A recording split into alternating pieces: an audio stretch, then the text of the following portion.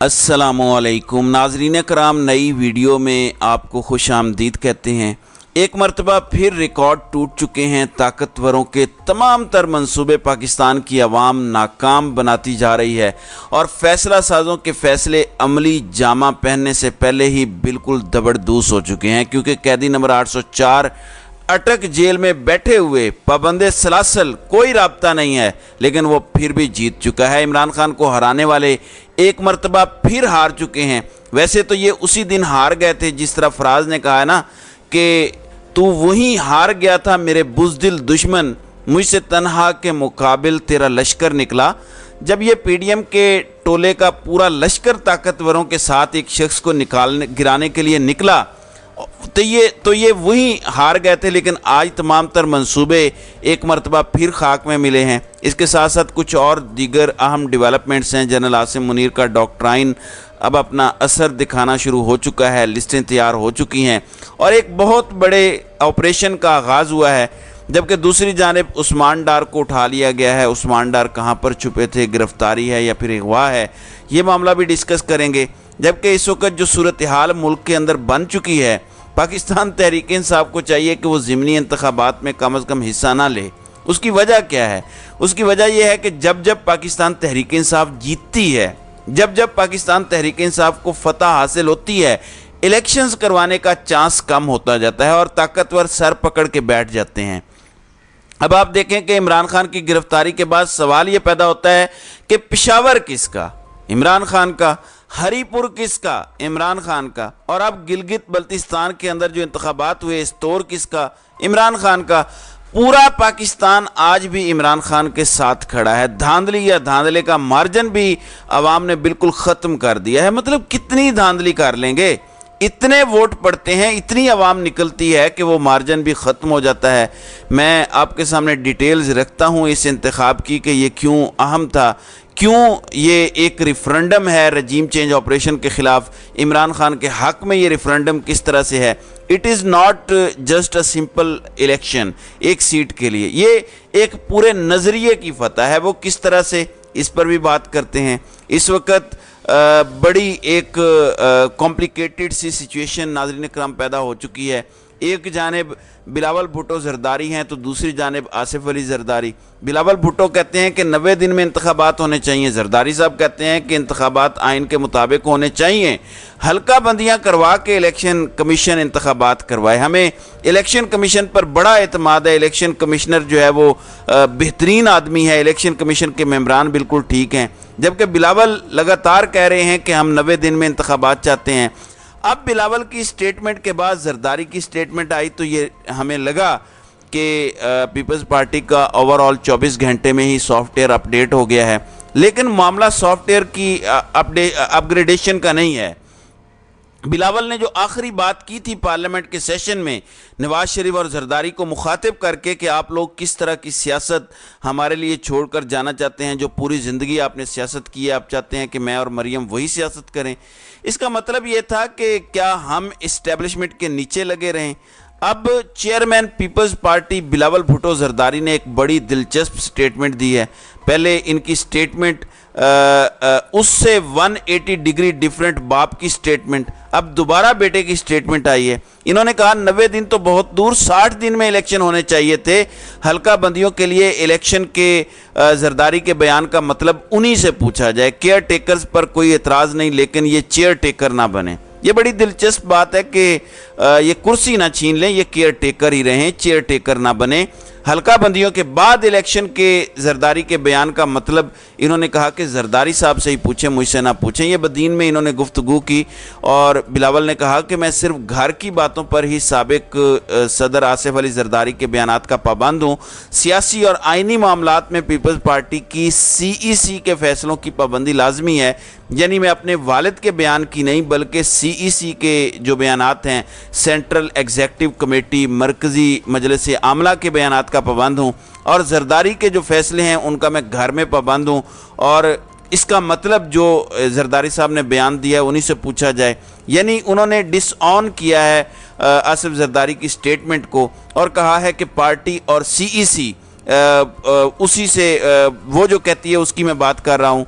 तो انہوں نے یہ بھی کہا کہ پاکستان میں جب بھی ضرورت پڑی تو عوام نے قربانی دی اور اب ان کا حق ہے کہ وہ پوچھیں کہ عوام حکومت کے لیے کیا کر رہی ہے۔ کیئر ٹیکرز پر کوئی اعتراض نہیں، لیکن چیئر ٹیکر نہ بنے، اور ملکی معیشت کے حوالے سے بھی انہوں نے کچھ باتیں کی ہیں۔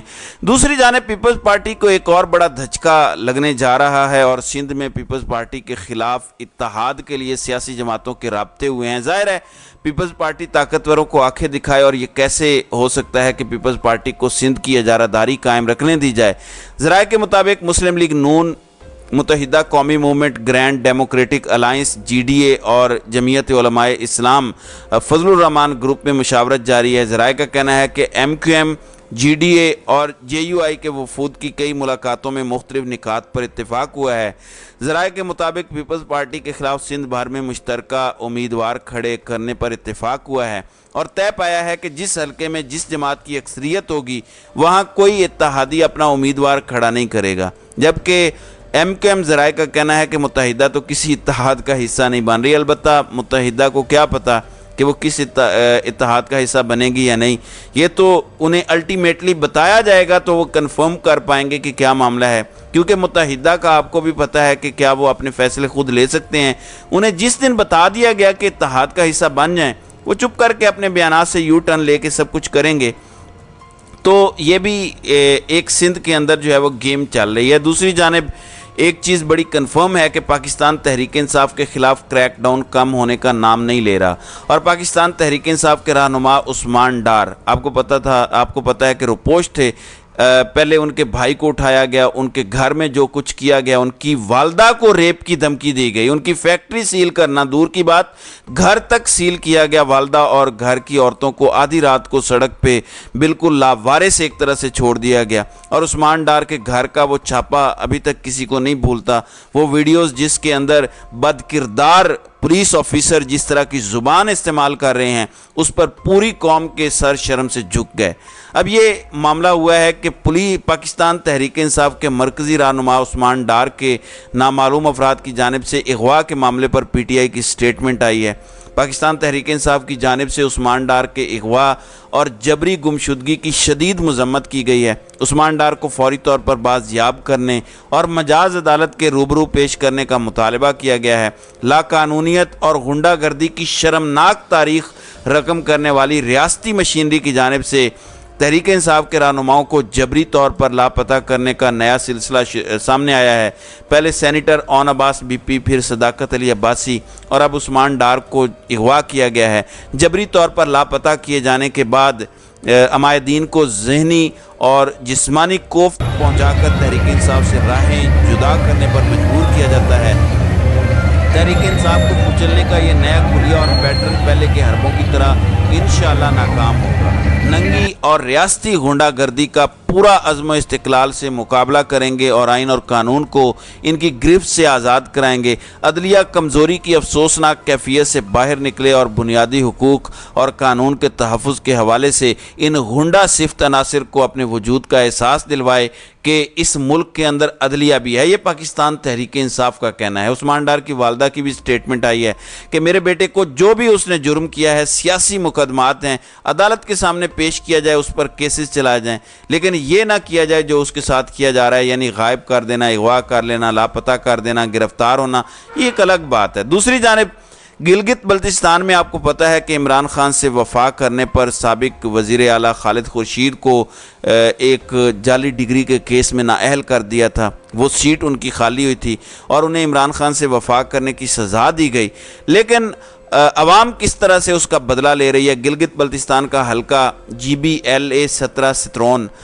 اس کی نشست پر ہونے والے ضمنی انتخابات کے غیر حتمی غیر سرکاری نتائج کے مطابق پاکستان تحریک انصاف کے محمد خورشید خان، یہ خالد خورشید کے والد ہیں، انہوں نے سب کو ناکام کیا ہے اور کامیاب ہوئے ہیں، اور انہوں نے بھاری برتری سے میدان مارا ہے۔ پولنگ کے لیے لوگ پرجوش دکھائی دیے۔ کاشتکاری کے سیزن میں تمام مصروفیات کے باوجود دور دراز علاقوں سے بھی پیدل سفر کر کے ووٹرز اپنا حق رائے دہی استعمال کرنے کے لیے پہنچے۔